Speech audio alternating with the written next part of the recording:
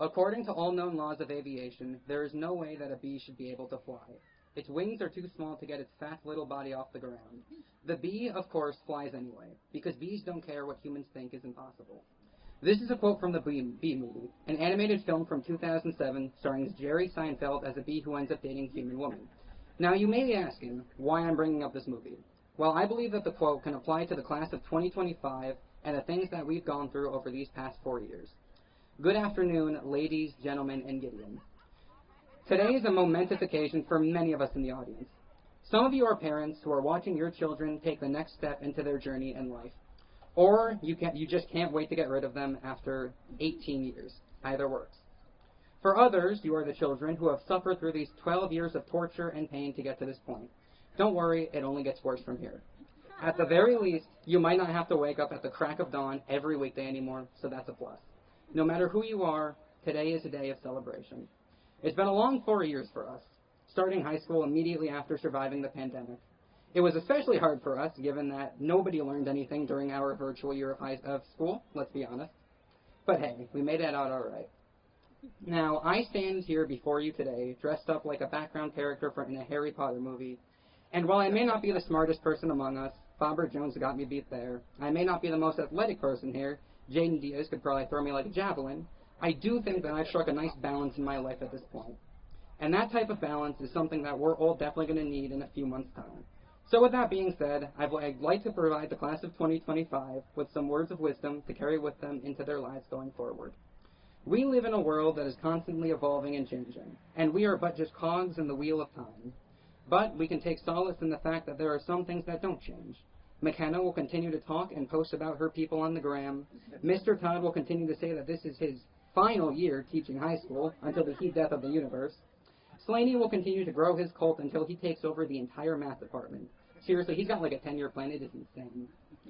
Even though we may be moving on to greater and grander horizons, these beacons will remain here to always light our way back home. Whether you end up going into immediate debt in college or jumping straight into a career that you could very well spend the rest of your life being stuck to whether you like it or not, there's a lot more responsibility that will fall into all of us as we embrace the cold and unforgiving arms of adulthood, where the only certainties in life are death, despair, and taxes. It will be up to us to find that necessary balance in order to manage our responsibilities while still being able to live life to the fullest. Now, that's not to say that you aren't going to make plenty of mistakes. God only knows how many we've already made. But as a little green Muppet once said, the greatest teacher failure is. So don't let your mistakes define who you are. Much like our football team, don't let failure keep you down, and always get back up.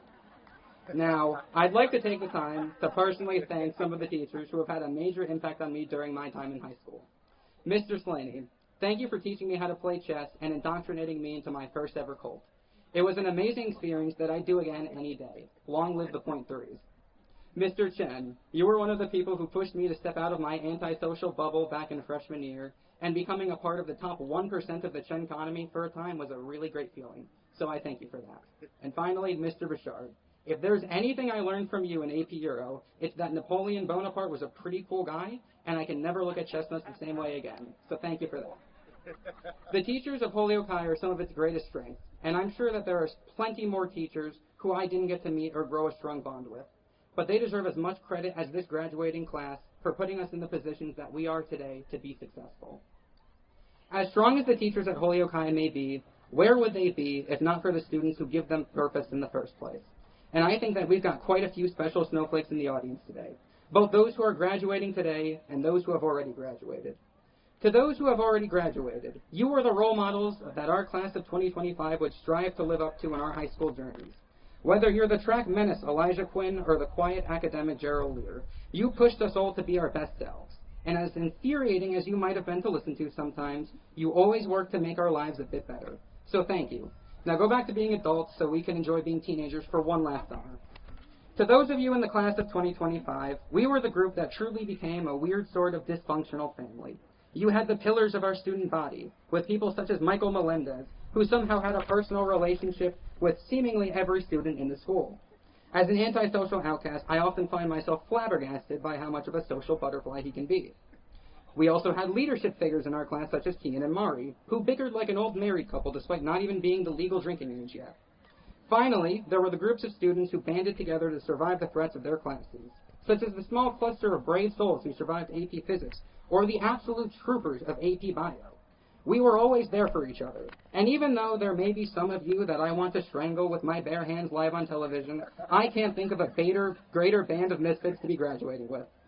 The city of Holyoke is often given a bit of a rough reputation when it comes to the quality of its services and its citizens, and the class of 2025 had it especially bad going to high school, given that we had just come off of a global lockdown.